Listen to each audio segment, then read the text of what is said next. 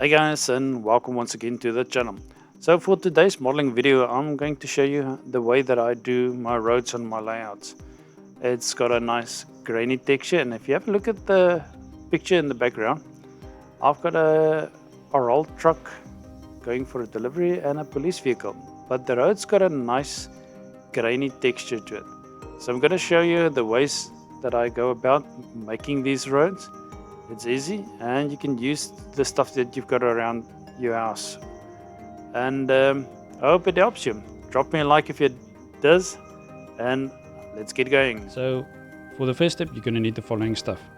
You've got your area that you're going to do your road on.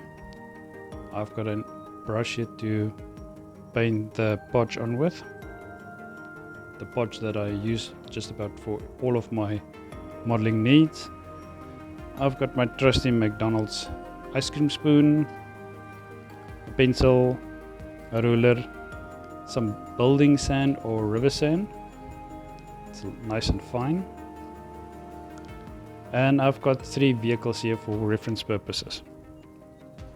So first off, I'm going to take my vehicles and I'm just going to place them into the scene at such an angle where you think, alright, they will definitely pass each other. You can go full ham and go and measure this out, but as I said in all of my previous videos, I'm not a prototypical builder. For me, it's all about just enjoying it and taking a chance on everything that I do. So I've got the cars here placed like this. Alright, so this is in a configuration in South Africa. We drive on the left side of the road, and you can do it either way around from wherever you are. So I've got it sort of here. I think this should do where people pass each other. I'm going to give it a bit of a more space over here. It all depends on how large you want your roads in your layout. So I think I should leave enough for maybe an emergency lane of some sorts. Some of the roads in South Africa doesn't have that larger emergency lane, where on your national highways it's actually a far greater area. You can park a whole truck in the emergency lane. But on the regional roads it's a bit smaller. Okay, so I've got my marks made out now. I'm just going to take the ruler and just mark out. So we're going to assume this is going to be a regional road. So this is going to be the curb for the road. I'm just going to mark this out like here. Oops. Pencil is a bit stubborn. There we go. So now that I have my area that I want to do, and I'm using it on this piece of paper so that I can actually make a mess. So I'm going to move my vehicles out of the way here so they're not part of the mess. Right, next up we're going to use the podge, and we're going to paint the whole road surface with this. So what you want to do is you want to do it as liberal as possible. Paint the whole area.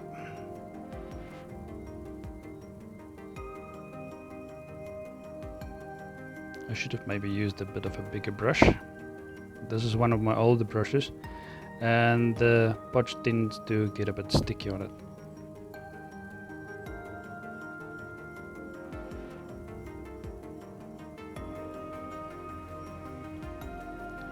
You know what? I think it's going to be much faster if I just use my finger. And you would have seen I've used my fingers. I think that's one of the fun parts of building layouts. And your fingers are always the best tools to use.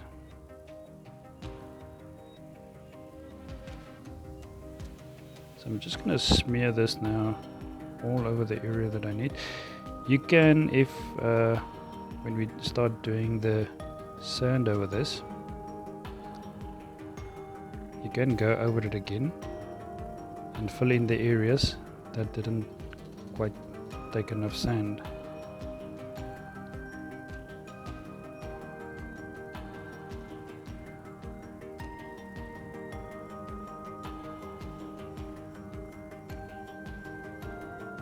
Nice and messy.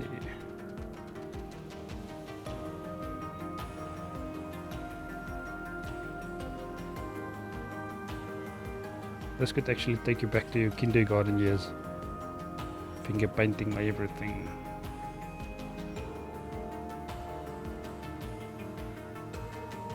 It's actually quite fun.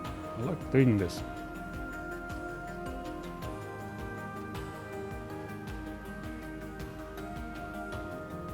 This stuff spreads quite easily.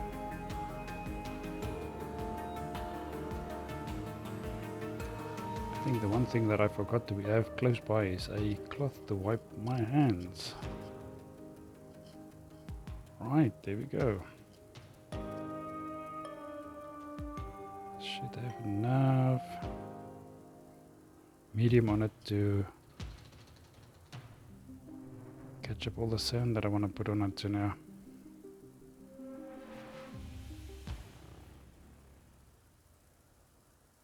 Right, there we go. Area done. So next up we're going to do the sand. Alright, next up we're going to take some of the building sand or river sand. It's maybe best to sift this before if it's building sand, because there's usually a lot of junk in it. So all I'm going to do is I'm going to use the McDonald's spoon, and I'm just going to liberally dust this with the sand.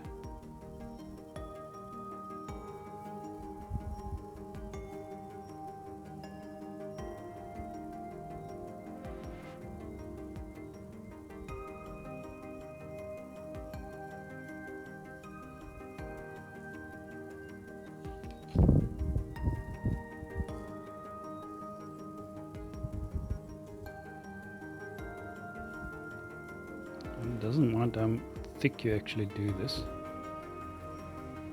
because it's only going to stick into the layer of podge that you've got here.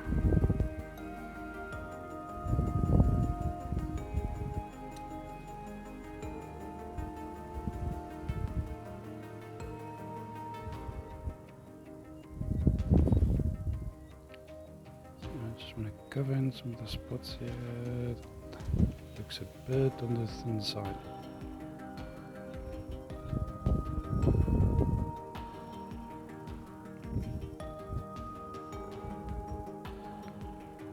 Right, that should do it. So I'm going to leave this now to dry. It usually takes about, the pot dries quite fast. So it usually takes a couple of hours to dry. I'm going to leave it like that, and we'll return as soon as it's dried and keep on going. So I took out this piece of wood and just set it out in the sun quickly, so we have quite a nice sunny day today, so that it can actually dry a bit quicker. So next up we're just going to take this piece of wood and just knock this loose sand off it. What I would normally do on the larger layouts that I've already started building stuff on, I would just use a vacuum cleaner and then suck up all the excess sand from it. For this one we're just going to tip this over. I'm just going to quickly give it a bit of a knock, and you can see we've got a nice road effect there. Over here I could have maybe done this a bit better here, but it looks good. But you're gonna see it's gonna make a totally different effect as soon as we get to the next step. So I can still use some of this loose sand again for our next project. Next up we're going to give the road some color.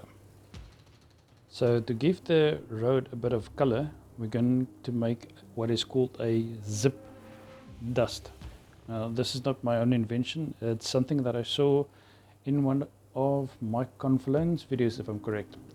He uses something that he calls a zip dust, and I've sort of copied that from one of his videos. So what we're going to do is first you need a mixing cup of some sorts. You're going to need some plaster of Paris. So we're going to use a bit of this. Look, I've got this open here somewhere. And I'm just going to scoop out a generous amount on the teaspoon here into this mixing cup. Set this off to the side here. Then I've got what is called a Reeves powder tempera powdered paint, and it's a, you can see it, it's a black paint. I'm just going to scoop out a little bit of this. You can, all depending on how dark you want your asphalt to be or your tar road to be, you can put in more of this as you go. So we're going to mix this into the plaster of Paris. What works really nice is if you use a sieve and you put this whole mixture through the sieve, but I'm just going to quickly mix it up here. We may need to be put in a bit more of the black powder paint to get a, I think we might just be in luck here with what we've got here. This is maybe a bit on the light side. Just get a bit more black here. Just going to scoop out a little bit more. And you have to sort of remember the amounts that you use. I'm going crazy here now. I usually have a recipe on how many parts of what I'm putting into it. For this video I'm just gonna go, and that's why we have paper beneath us. Okay, so you are now left with this kind of a powdered paint. So this is plaster of Paris with some tempera powdered paint into it. Next up you're gonna do is, I've made a previous batch that I've used so far. Let's see if we can get it, which is quite a nice color, and it took quite a while to get it to this color, which is, as you can see, a bit blacker, darker than I've got here at the moment. So I might need to put a bit more black in here. This is turning into quite a mess. Right, so next up, what we're going to do is you're going to use a normal paintbrush. Just dip the paintbrush into your mix, and then you're going to just lightly brush this over your sand area.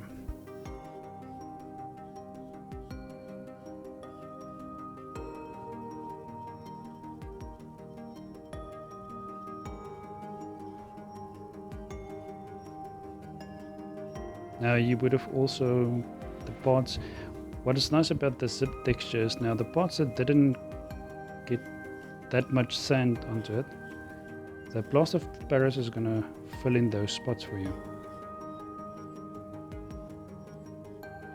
And it doesn't mind, I don't want to brush it too hard because I still want the sandy texture left on it.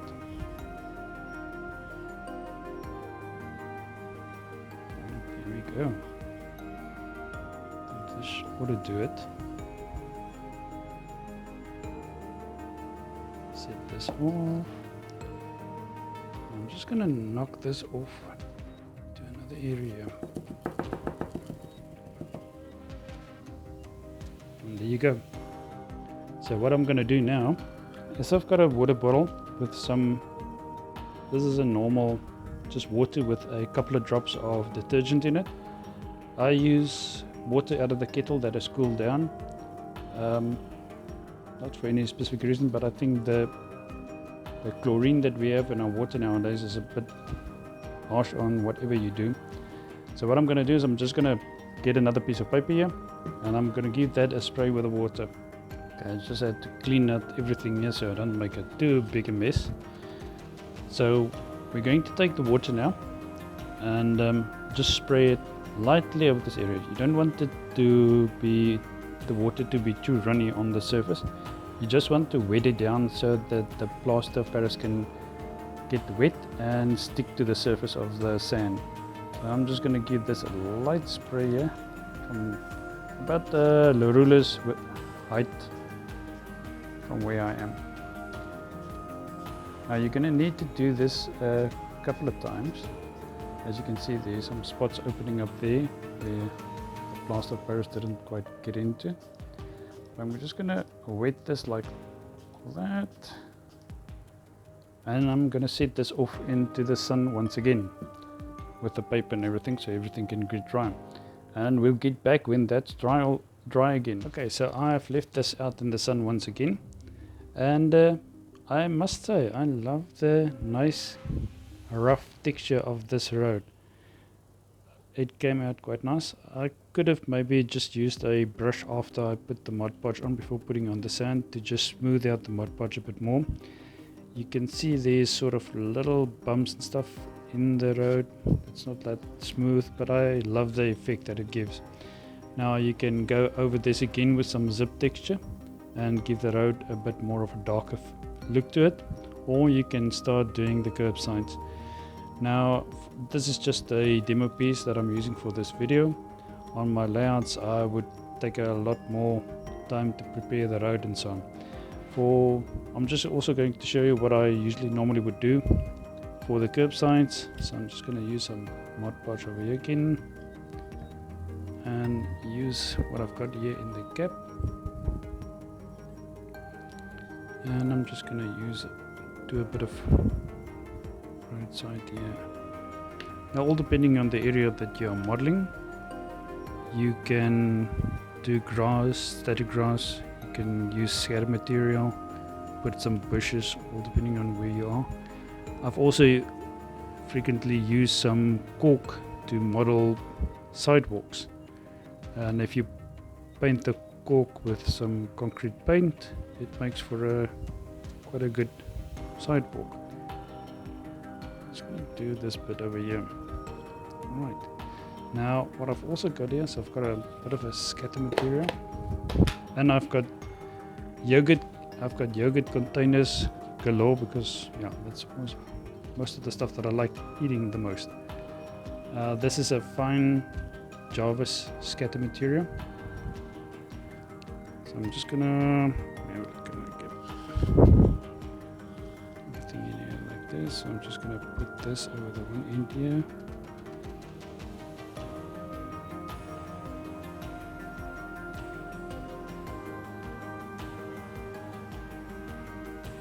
This is just to give you an idea of what you can do.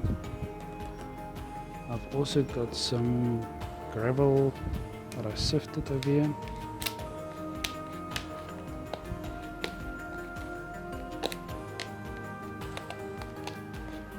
Some fine gravel that I just sifted out. And let's do part of it. Now you can mix and match as you go. All up to you what you want to do. So there you go. I'll leave that to dry again, and if you checked out my previous video, I've also made some flower bushes. You can put some flower bushes into that, and that's going to give you quite a bit of a nicer detail to it. Just gonna pat this down a bit so it sticks, and I can maybe give you a idea what it looks like. It's a bit wet now, and the podge won't shine through normally, but there you go.